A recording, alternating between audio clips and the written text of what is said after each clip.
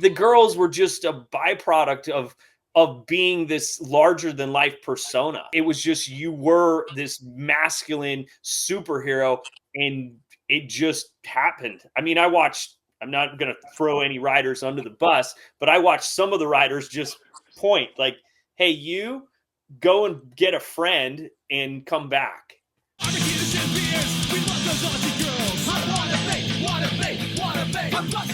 Well, I will officially welcome our guests today. We have Mr. Jimmy Blaze. Jimmy Blaze from Alaska, and we have Chris Foreman from Tasmania or France or wherever you're from. And wow, that's the way we're going to roll. And I am John Freeman, and this is Clint Epizito. Welcome, Jimmy Blaze, to our podcast. Thank you, guys. Man, it's been a long time since I chatted with you guys, and it's kind of cool to be able to come back and circle back after all these years. We're still all alive. Definitely, at we're least still walking on this earth. Question for you. Yeah. Where were you born? I was born in Anchorage, Alaska, and for the most part, I grew up here. My dad, when I was born, my dad had a big construction company. He built about 800 houses in the 80s. And then he was always a guide outfitter. We had commercial fishing sites, and he was a pilot. And so my life growing up was fantastic. I was always outside.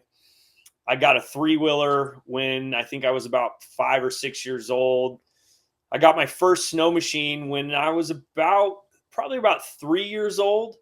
And I don't remember any of this, but my mom used to tell me she would use the snow machine as a babysitter for me. And so I would get home from the kindergarten or the preschool or whatever I had. She'd dress me up in my snow gear. She'd go outside and she'd put me on the snow machine, put gas in it, and it was tethered to a pole in the yard, and I would just drive around in circles for about an hour and a half until I ran out of fuel. And then she said she would hear me start crying, and then she would come outside, put more fuel in it, turn the snow machine around, and then I'd just drive around in circles the other direction for an hour and a half. And then, that's kind of how my love of riding things happened. And then, being in Alaska, I mean, even though I lived in a city, I was, we're kind of have woods everywhere, dirt roads. And so having a snow machine or having a 3-wheeler, because that's what I had back then, was just about transportation. And it just kind of grew my love out of necessity, but also, just pushing those limits as a kid. That's pretty awesome. Yep. And why do you want to fly how much does it weigh, a snowmobile, and why would you want to do that thing and fly that thing and go upside down?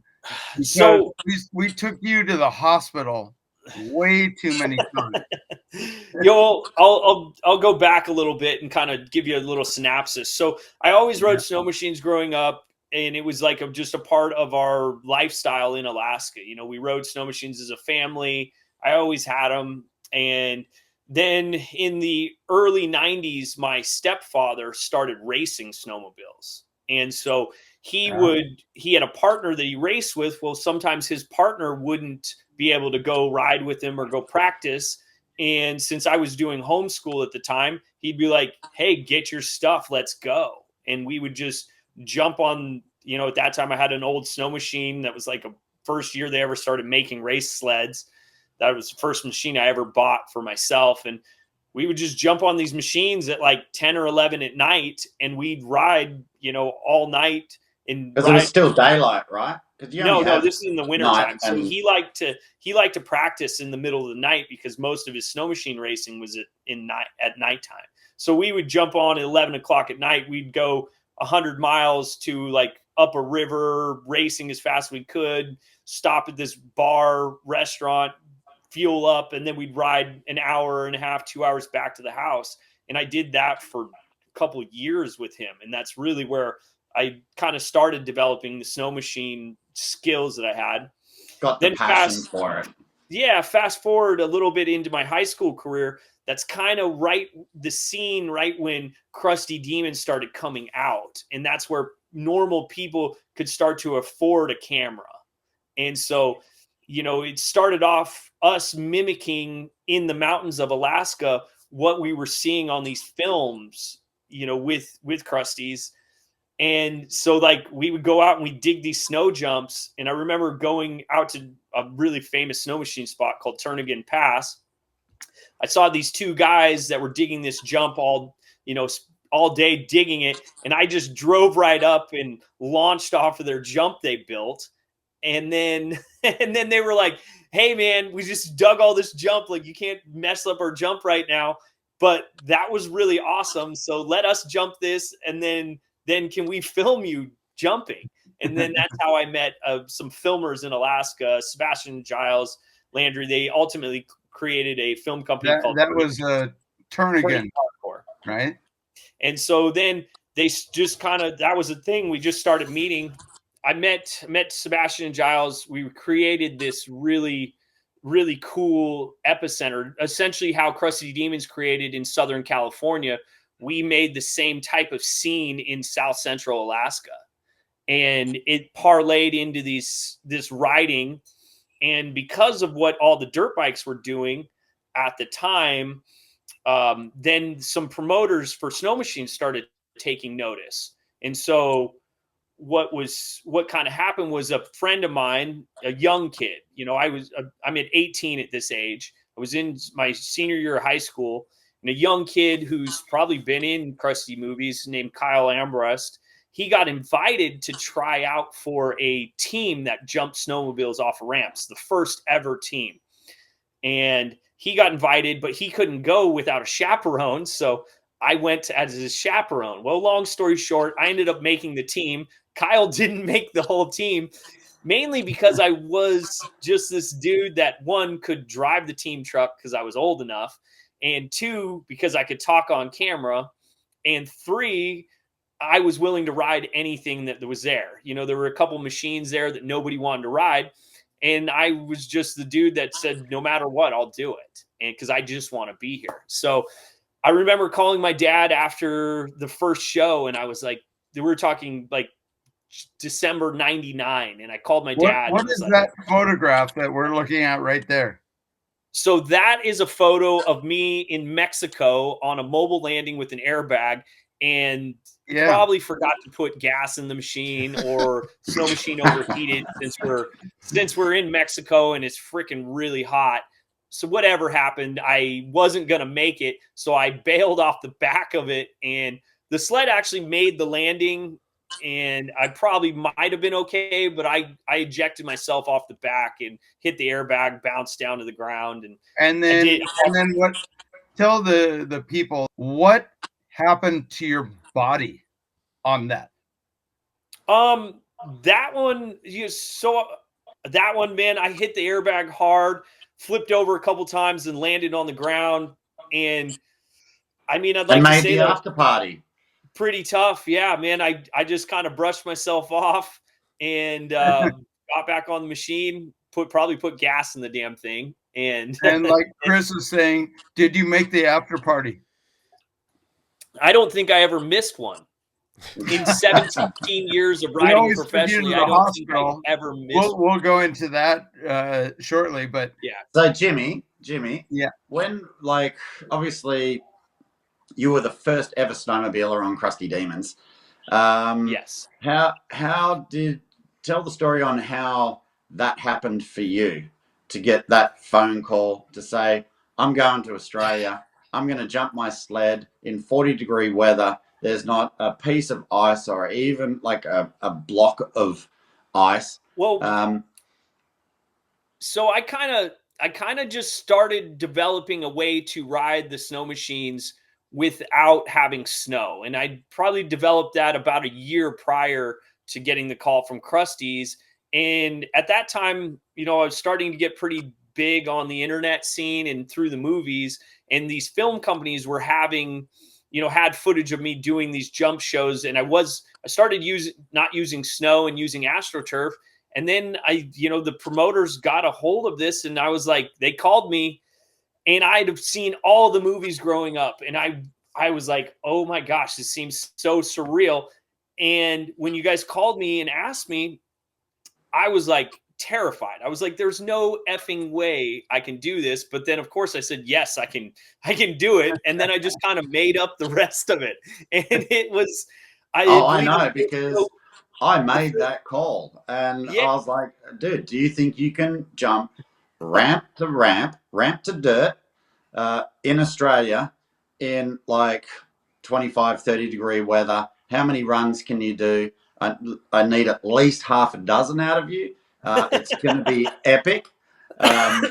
And I remember we were digging pits and putting, water like into slushy pits. snow. We were going and getting snow from these ice skating rinks so we could get the sled cooled off before I ever realized how to put a radiator on a snow machine. And like, it was so elementary when we started. It was actually very laughable of how bad it was. Like, it was like jump, jump, jump, crash, fall off. Okay, straighten out the handlebars, do something. Okay, Jimmy, do you think you can flip this thing? And I'm like, yeah, no, I don't think I can flip this thing. And Chris slapped me on the back and goes, you gotta flip this. Otherwise, you can't. This is what you're here for. Got it, bro. You got it, bro. Yeah, you're in front of like this Brian Deegan and Seth Enslow and all these guys, and they don't want this frosted-haired kid on tour. And I was like, dude, this guy's gnarly. Just watch what he does.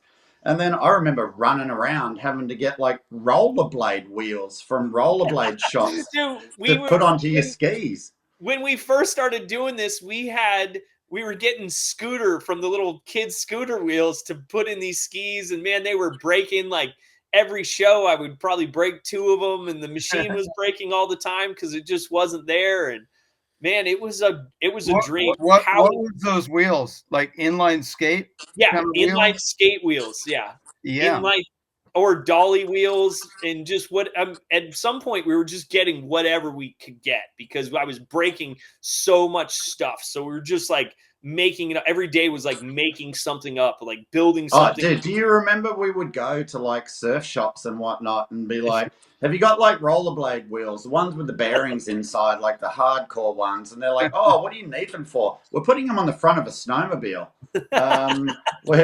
We're jumping it ramp to ramp 75 feet on a Crusty Demon show. And they'd be like, what? And then, the wheels weren't the problem in the end. You invented that, Jimmy. Yeah, so nobody else did that. The reason why is because, man, I just like didn't want to have a real job, and it only snows part of the year, and it just like limited what I could do riding a snow machine, and I just wasn't as good as all these people I admired on a dirt bike. So I was like, I think I can just do this on a snow machine, and so it was what I needed to do. Like, it was just out of necessity of like not having to get a real job.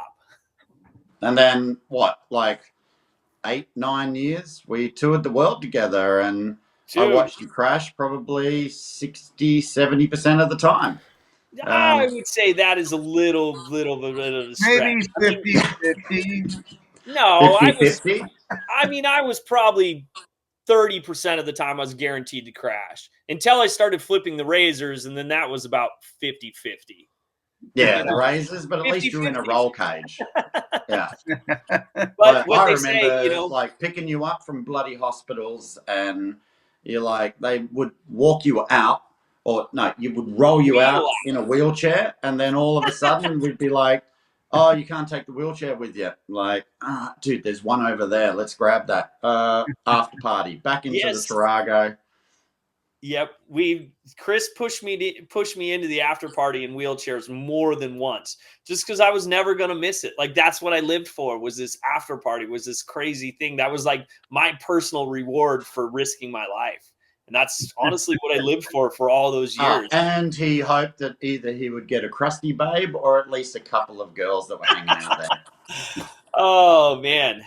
Yeah. That's just a bonus. Back in the day, how would you describe being on tour, on a Crusty Tour, because half the time we were taking you to the hospital, and what you're saying, you know, half the time we were bringing you back from the hospital to the parties and this and that. But what about when you're on stage and there's 15,000 people yelling Jimmy Blaze? What did that feel like? I think 15,000 people would be an understatement. I mean, I think we sold out every arena for like 7 or 8 years. I mean, the ticket prices were outrageous. Everything was sold out. We were like celebrity rock stars that actually did stuff, and like people valued you risking your life, and they wanted to be part of that. And it was electrifying. It was better than any drug I ever took on tour, and I probably did a lot of them. But it was very Don't do drugs, kids. Yeah, it was electrifying. It was exactly what I needed in my life. It was the thing that made me get out of bed in the morning. That, you know, everything that everybody was doing was so dangerous. And we've seen that now with a lot of the riders that aren't with us anymore. Like, you know, you really risk your life for this sport and something that you want to do and desire. And the feeling, I mean, I can sit here all day and tell you guys, but unless you've actually risked your life for some sort of love, you like physically risk harm and know the consequences of you spending weeks, months, days in a hospital. Like, you can't understand the power that drive of that electrifying crowd. I remember I would go into the crowd on my intro, and I had 7 or 8 girls walking in front of me in these little snow bunny outfits.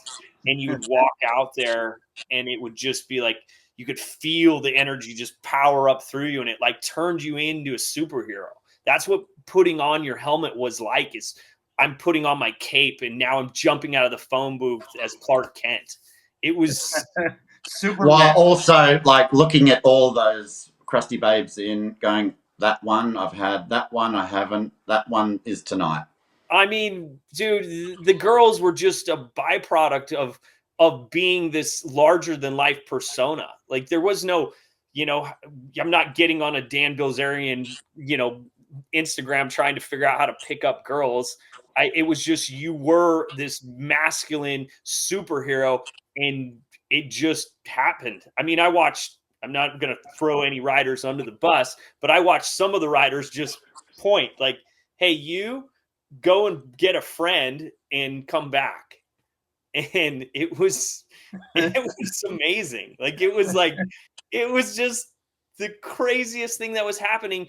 I ate it all up. I did everything I possibly could do. Like, we would go into autograph signings, and I'm like, who wants to take us hunting? Who wants to take us fishing? Some guy came up and was like, hey, I don't do any of that, but we've got a helicopter and we're going to muster cattle. Do you want to ride with us in this helicopter? And like, we just go jump and do these crazy adventures with random people around. And I mean, this one dude showed up at the after party up out of Darwin, was like, hey, do you guys want to go pig hunting? It's like 3 a.m. I still haven't slept. And he's like, cool. You do? Okay, good. I'll go get my dogs and knives and I'll come pick you up in an hour. And so I went straight from the after party into some dude's Jeep that I never met. And we went out and went hunting in the middle of the morning. And like, you just got to do so many crazy things. And I don't know if everybody's experience was the same as mine, because my answer was always yes. You know, Chris would call me. My experience is yes. And I did go with you on that pig hunting adventure. If you remember, me and Sethro, we went out on the quad. Dude, we were so dusty. Oh my God. We went out on those quads for like an hour to find those pigs. And I remember rolling up, and they're going, okay, get the pig, you know, and the dogs, you know, the gnarly pit bulls are attacking the pig. And I was like, where's the rifle? No, mate, here's a knife. Here's a knife. You gotta go get it with a knife. And I'm like, are you fucking kidding me? I gotta go stab this thing. They're like, yeah, watch out for the ribs, mate. You know, and I'm stabbing the pig, and I'm hitting the ribs. And I look over, and there's a guy that's up in a tree that lands on a bunch of pigs.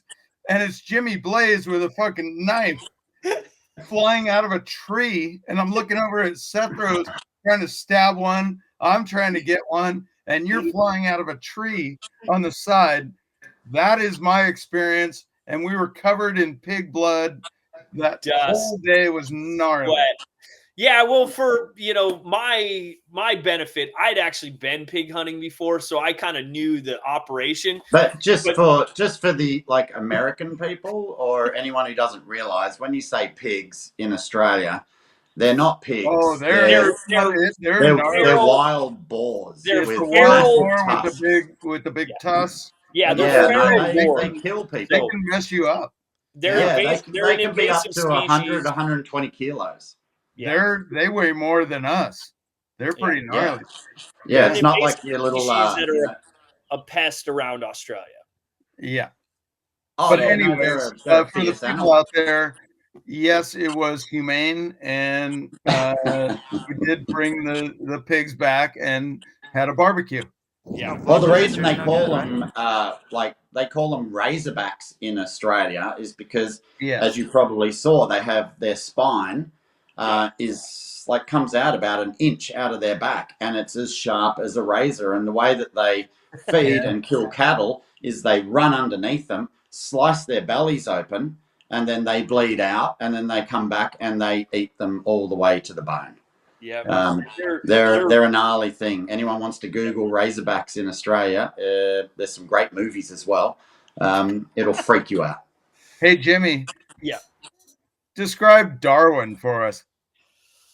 Oh, Darwin for me was where I'm not necessarily religious, but I say at the Darwin show was where I found Jesus.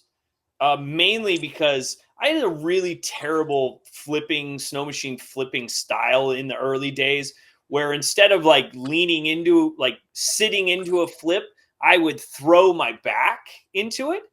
Well, as we're prepping for the show and I was going out there to go flip the snow machine, before I flipped, I went and did an interview up on the stands, and then I went back around to go prep. Well, in my excitement to doing it, I forgot to do up my helmet.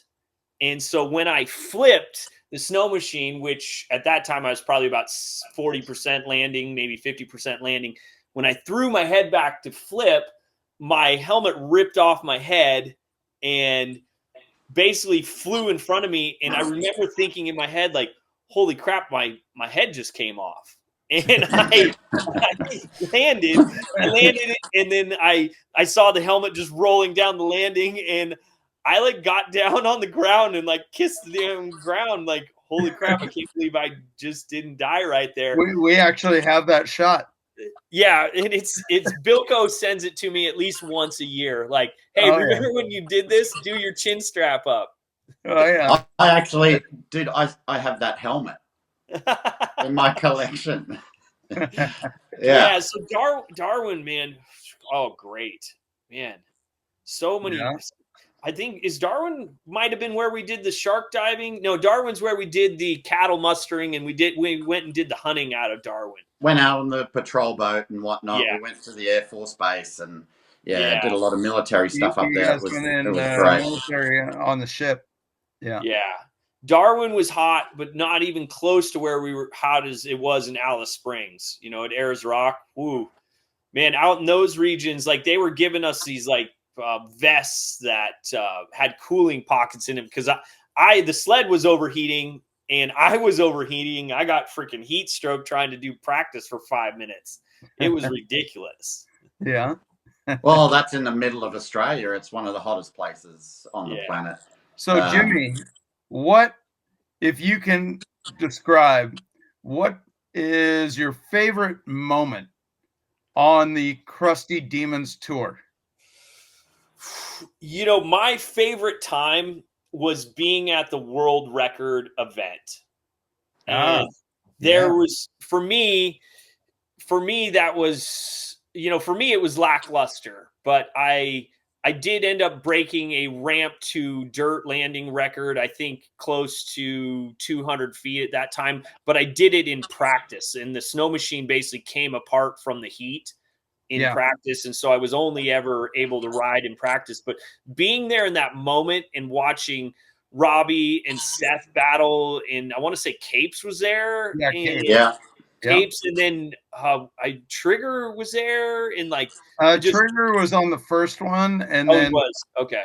Second one was Matto and Capes and we had Getter. And then John Getter did a record, and then we had there was like the whole theme, and it wasn't just like a 2-hour show. It was the entire day of like electrifying events, and just seeing all these people that I've grown up with just like committing and making this epic moments in time that probably won't ever be duplicated. I mean, it would take a phenomenal group of people to imitate what we did. Well, we broke 9 Guinness Book World Records that day. We had 38,000 people. It was, it's still, as a standalone, one of the biggest extreme sports events on the planet. For a one-day show. And we had Bubba, who did the Fat Boy. This guy behind me. He did that barrel roll. He went from he cartwheeled and straight to the hospital. One of the best stories from you. Hang on, let me try to think about it. Ireland. Keep going, Chris. I'm trying to follow you on this. All right. Yeah. After party at the hotel. Is it getting flashbacks on this one? Like a whole bunch of gangsters turned up? I think I was really just a voyeur to begin with. Like, everything about my life was larger than life at that time, and I really embraced this rock star persona. And I think if I'm understanding what you're getting to is I like to leave the door of my hotel room open all the time. And right there. Yeah, right there. And I would just leave the door of the hotel room open and so just the do entire everything floor on that level would know exactly what Jimmy Blaze was blazing. Yeah. I just was very vocal about what I was doing and the pleasure I was getting out of that. And I was, I like I said, I was trying to live. I embraced everything we had, and I was this larger than life character. And sometimes it is turned into a detriment now in my future. You know, I live this life of zero accountability and zero consequences for any of my actions. And now that I'm kind of an adult and growing up and I have a business and employees, and I'm like, you guys just have no idea what I used to do, man.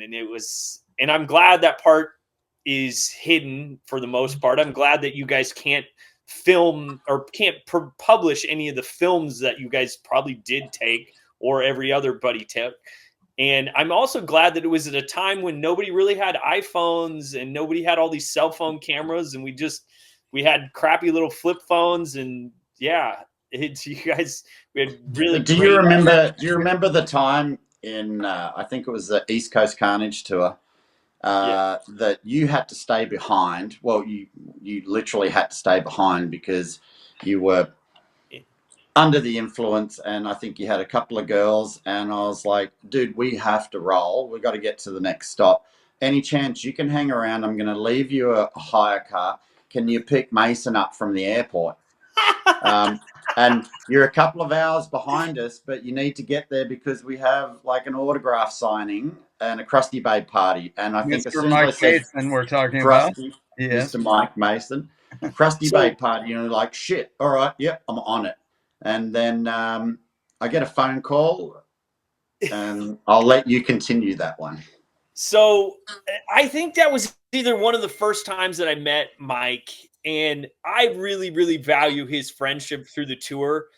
And he was very conservative. He was all about riding dirt bikes, and I was all about the lifestyle. And I think I picked him up with multiple girls in the car, and we had like a 2-hour drive, and I made the drive in about an hour and 5 minutes. Like, we were topping out the fastest a minivan could go in Australia, which would be like 200K But I don't something. think that minivan, the Tarago, actually made it. Did it? Oh yeah, so that time, yeah. Well, I remember you left one in the river at one point. So yeah, we caught up with everybody on the drive, and then it started just turning into like this crazy kind of battle where we were a little bit playing bumper cars on the road. So I would like run into somebody. I think John Getter was driving one because he was like one of the most responsible people. And then it turned into like, hey, I think I can go this same speed on the side of the road, on the dirt track next to the road. And I remember I was kind of jumping and kind of bouncing the car and couldn't really steer very well.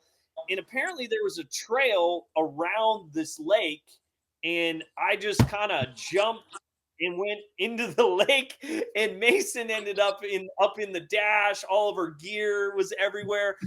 And I mean, luckily the lake wasn't super deep, but man, we hit the water so hard. It blew off the rear bumpers on the car, and gosh, it turned out I ended up getting sued by Hertz Rental Car Company for I think $60,000.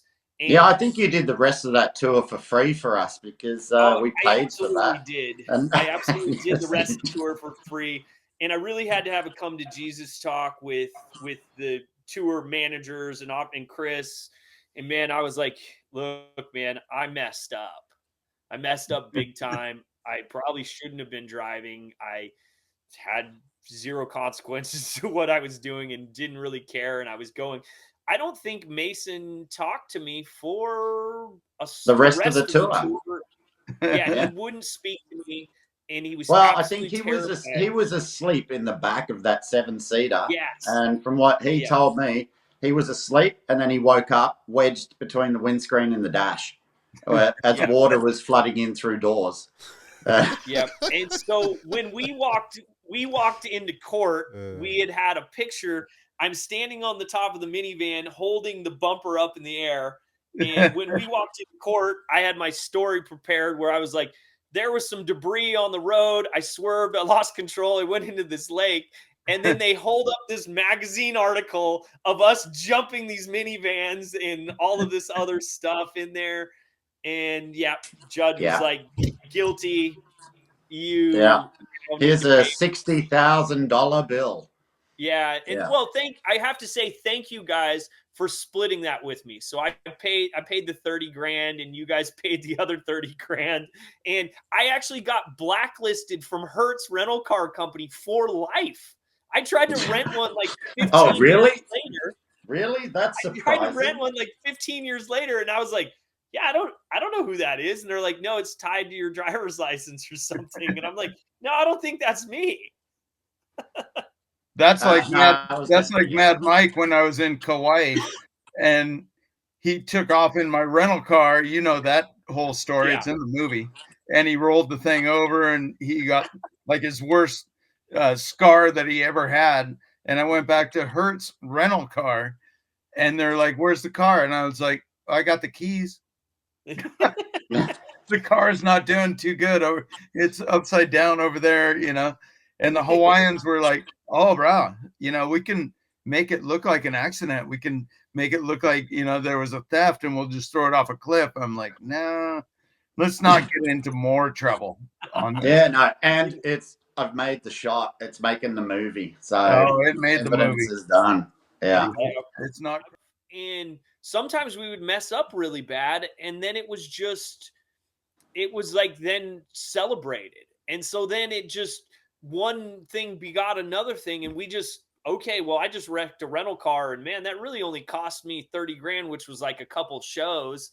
Yeah. I'm like, what else can I do? Like, what else can we do? And then you guys got into this time where you let me drive the Crusty Demons monster truck. And then I am in heaven. I was like, this is my whole life calling. I've spent my whole life riding snow machines. I want to drive monster trucks. Yeah, this was pretty solid. See, look at there. I'm landing that jump. I'll probably crash the next one. Yeah, I think. That's good. It looks pretty good right there. Yeah, when you were doing upright, better tours. It was just the flip. Yeah. But I mean, Why is that thing when we were smoking? on Hey, Cap you City made Tour, that one. So the snow machines don't go well without snow on them, Clint, and so I had to have like this. Part of that is a little bit of ice chips that we kind of put up inside on the radiator. The other part of it is just the motor. It's just hot. They're made to run in the warm weather. So Were they're you like an running old through a two-stroke. trough of water or anything on the way back here, you think? Well, sometimes I we get used to like do dry that. ice. Remember, we get Yeah, like I used to run buckets through of dry Yeah. ice. I used to run through the trough of water, but then the guys started making fun of me really bad because they used to call me Jimmy Snail Trail up the ramp, and then they'd all slip on the wetness. And then I was like, man, that's a terrible nickname. And I was like, I got to figure out a better way. And So then I Jimmy guess Snail Trail is not what we went from dirt to rubber, which then became an issue because you would throw like ice all over the rubber, and the dirt bikes would not be happy about that. yeah. So when we were doing it originally with dirt, it was okay because obviously the water would absorb into the dirt. But then we changed the entire floor to like a rubber format that we evolved over like a couple of years. And yeah, they would bitch and moan about Jimmy has to go last in trains. He has to go last at the show.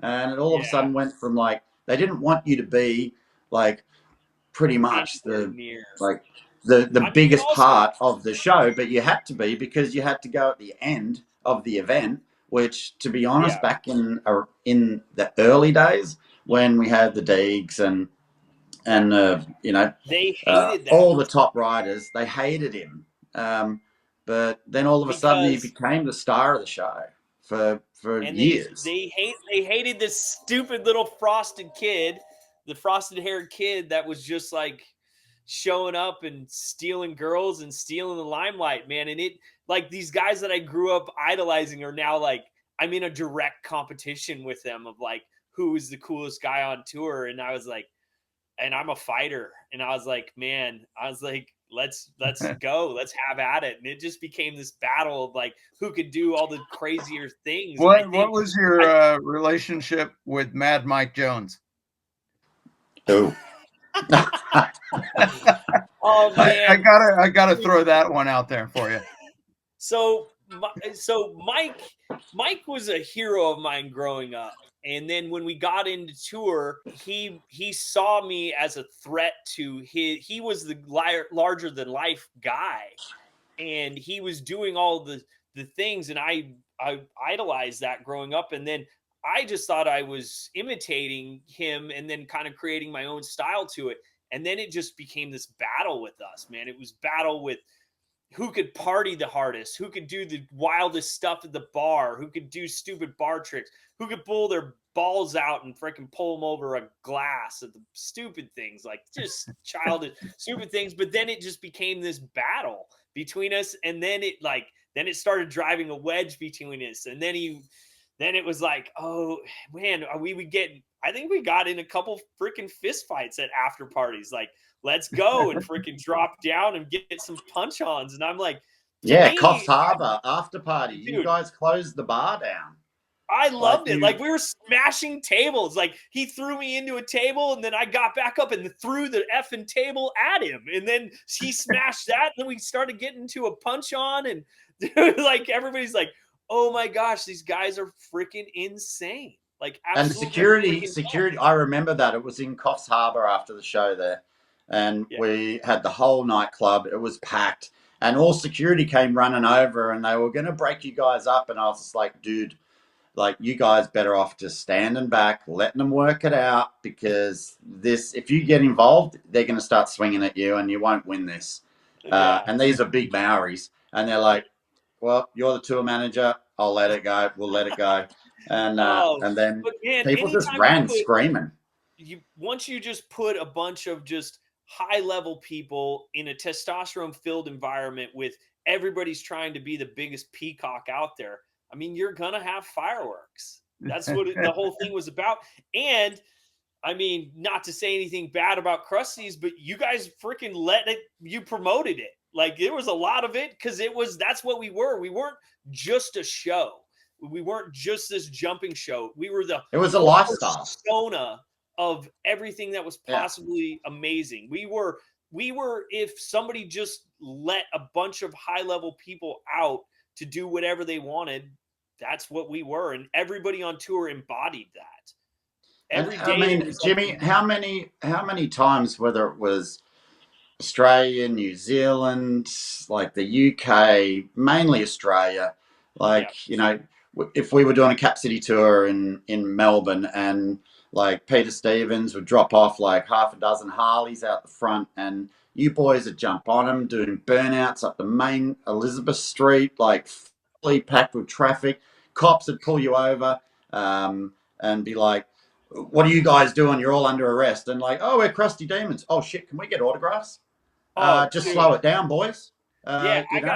So Luke, I don't know how accurate this story is because I don't really remember a whole lot of this story, but so Luke Smith and I were at a party, probably Mildura or something like that, a bar. It was midweek, and Luke and I had picked up these two girls, and we were driving. Luke was driving their car home, and I was in the passenger seat, and we were driving down the main drag. A cop come past us and then flipped around. Instead of pulling over because we were wasted, Luke just punched it and was like, we're in the suburban side streets, middle of the night, and we ended up, we bust over a curb, ended up on somebody's lawn, and Luke and I just bail out of the car, leaving these two girls in the car, and we are jumping over fences, just hop, hop, hop. And I think how it went was Luke had got caught on the fence, and I grabbed him and I pulled him down, and it ripped his pants open. And so now he's like hung up on the fence. And then the cop shows up, shines his light on us, and is like, what are you boys doing? And we're like, oh, just walking home. And the girls, for some reason, could not tell the cops who was driving. So Luke looks at the cop and he goes, well, I wasn't driving. And he looks at me and he goes, well, I wasn't driving. So then we have to go, we get arrested, we have to go in front of the judge. And then the judge has us do, instead of us actually getting in trouble, the judge has us do a public service announcement in the middle of the Crusty show about the dangers of drunk driving. And then the cops that arrested us brought all their families to the show and freaking had us sign all their autographs and all their kids. And I gave them some jerseys, and I mean, that's what I'm talking about. It was just larger than life, and like, just, man, whatever you wanted to do, you could do it. There's a camera. Kind of like living. Yeah, we had carte blanche back then. Like an AC/DC or a Motley Crue. That kind felt like that. You know, yeah. I'd read their books. Were rock stars. Yeah. I read their books, and I was like, okay, well, here's a good place for me to start. You know, I read Slash's book, and I'm like, all right, cool. Well, there's a starting point, and that was all the craziest thing he did. I think the things that happened on our Crusty tour were far surpassed any of the things that I ever read about rock stars doing.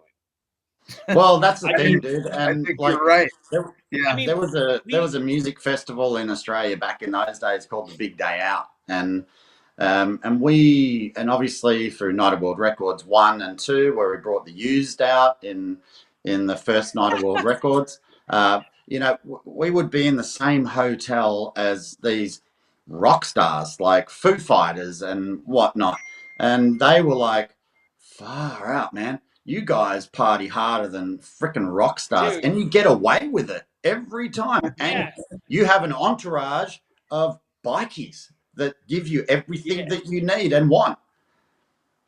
I think that, you know, that one of those festivals, I think that's when I met the lead singer of the Used prior. Well, I met him when I was kicking him out of my room because I was like, I don't know who you are. Like, freaking grabbed him, threw him out of my room. And then somebody's like, oh, that's the lead singer of the Used. And I was like, oh man, I'm sorry. I didn't mean to be a freaking prick to you. But I was like, oh, come back in. And he's just like, dude, you're like coming to my room because I had the party. And like, we were the ones that were throwing all of these things, and we had all the girls and all the fun stuff. And man, it wasn't the other way around. Yeah. Oh God. All right. Well, I don't know. Wrapping it up. How have you come out of like Crusty? Where is So, man, Jimmy Blaze today? so I essentially rode professionally for 17 years. I didn't have another job, kind of off and on. I have construction background. My parents owned a construction company. My dad was a hunting guide for his whole life.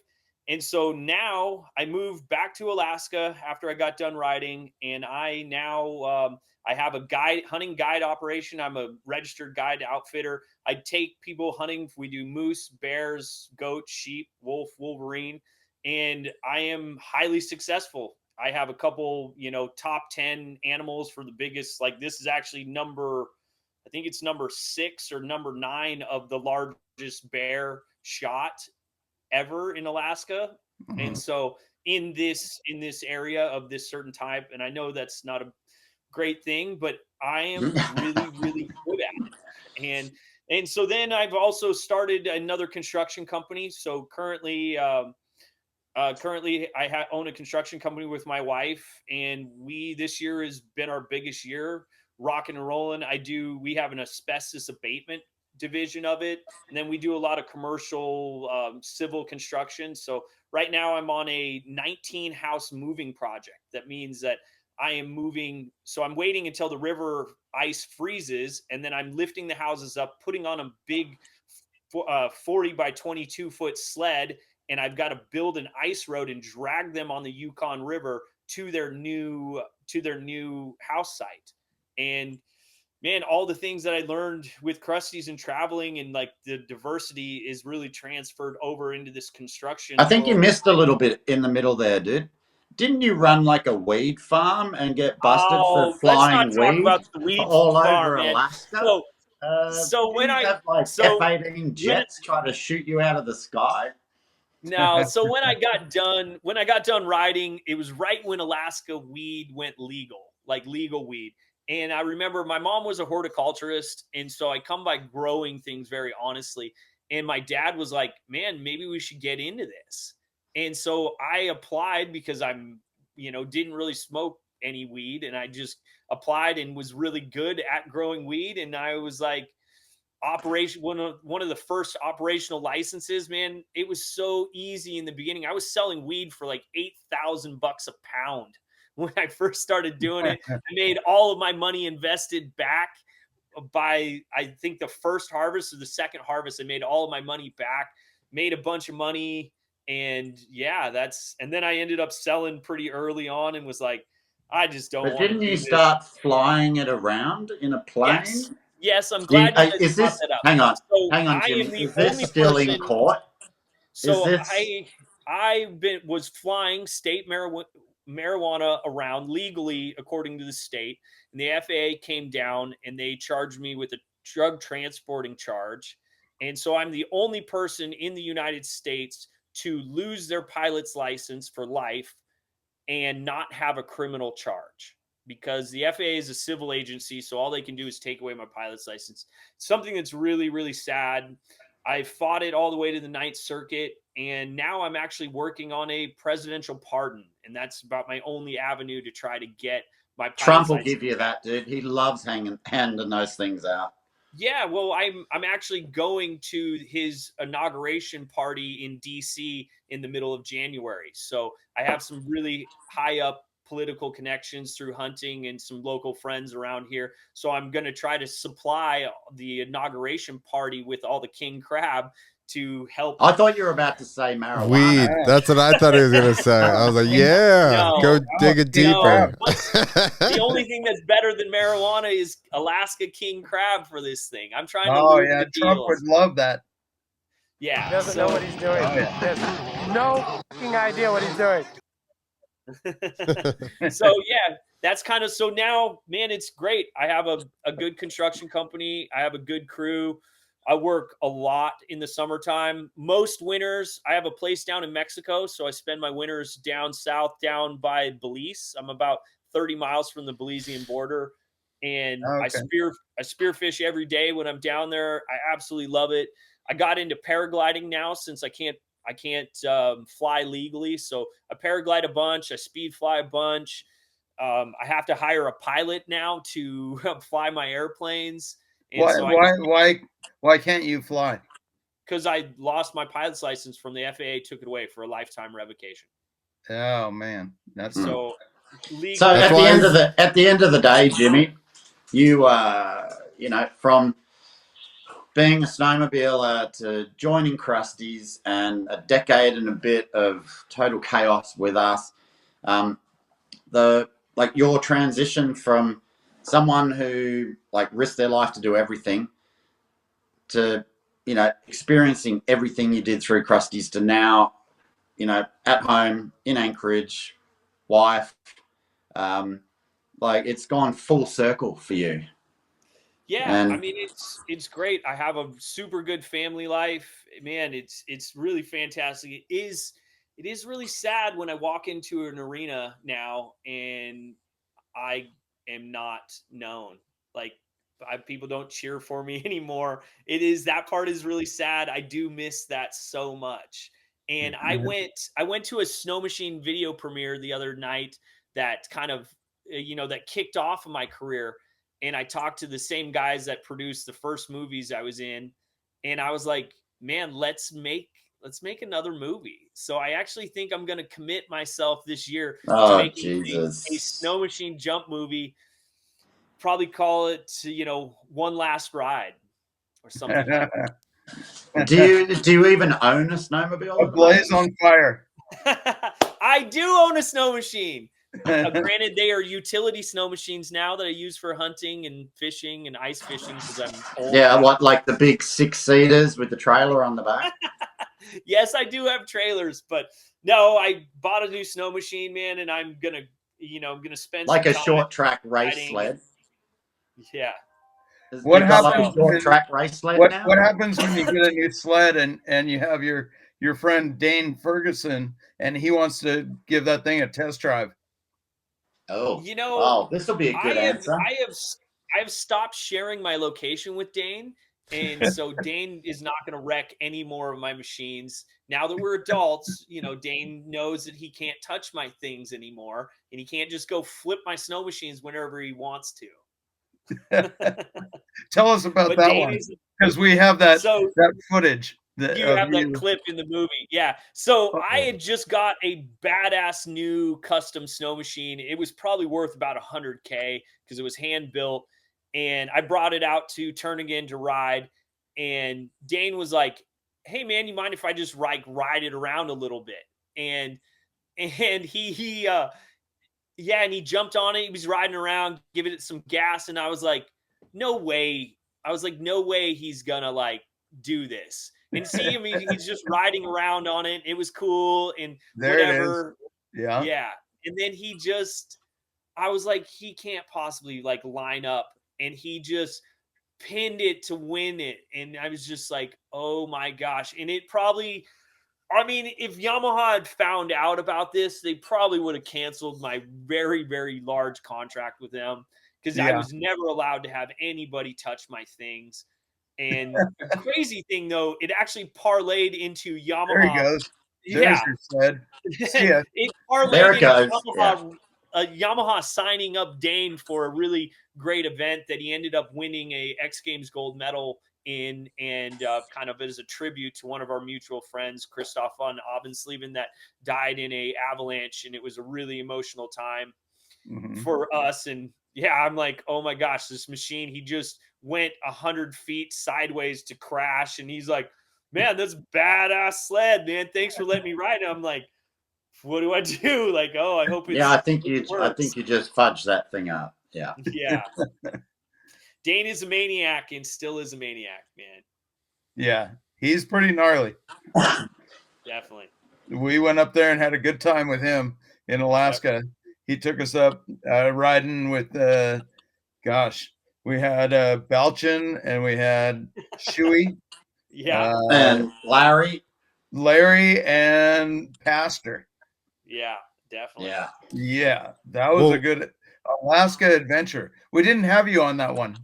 No, I think I was gone on another tour at that time. I was probably living over in Europe with Chris. So Chris and I had a restaurant in the south of France for a while after we really stopped riding too much, and that was a whole different thing. So I ended up just mainly doing a bunch of dishes, not learning any French, drinking a lot of beer in the kitchen, was a wild time. Servicing the local female community, to be honest, and most of the village would hear that on a nightly basis. I was just screaming doing the from dishes, man. the top Just floor. doing the dishes. Just No, you were a great chef, mate. You're a great apprentice. I really appreciated that.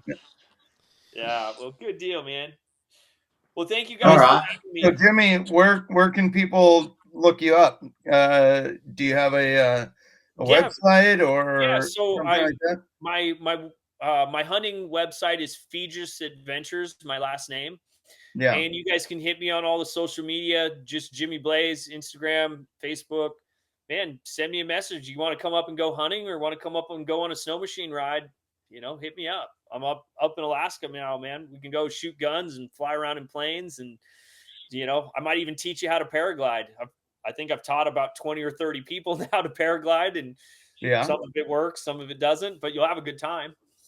There you go. That's awesome. Well, people look up Jimmy Blaze. Check him out. Go on his social media. Give him a what's up. And this has been, a great podcast. And stoked you came on here, Jimmy. It's been a while. Yeah. We haven't talked to you in a bit, but you're still same guy. I'd like to think so. My friends and family kind of say, I went through a transition and they would call me Jimmy Blaze 2.0. And now I'm getting to this point that the other day somebody just said, is it Jimmy Blaze 3.0? And I was like, maybe. So, hey, thank you guys for having me. Jimmy Blaze 3.1. I don't know. Yeah. Thank you guys for having me, and I'll see you guys later on. See you, buddy. Love ya. Cheers, buddy.